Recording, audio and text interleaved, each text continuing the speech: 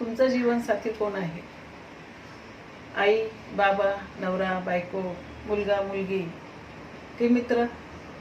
अजिबात नाही. तुमचा खरा जीवनसाथी तुमचे शरीर आहे.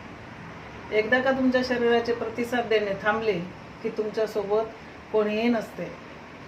तुम्ही आणि तुमचे शरीर जन्मापासून मरेपर्यंत एकत्र राहता.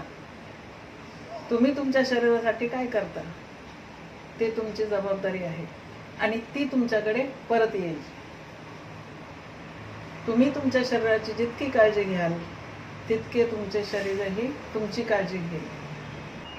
तुम्ही काय खाता तंदुरुस्त राहण्यासाठी? तुम्ही काय करता? तुम्ही तणावाचा सामना कसा करता? तुम्ही त्याला किती विश्रांती देता?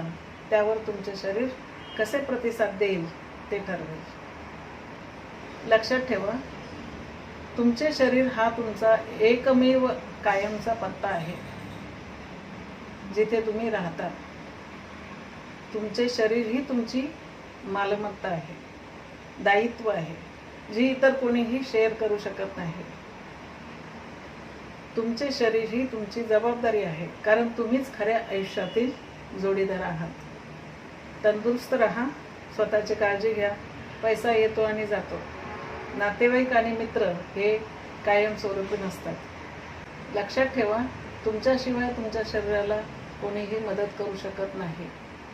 जन्माला येऊन एवढंच करा: फुफ्फुसांसाठी प्राणायाम, मनासाठी ध्यान, हृदयासाठी चालणे, आतड्यांसाठी चांगले अन्न, आत्म्यासाठी चांगले विचार आणि जगण्यासाठी चांगले कर्म.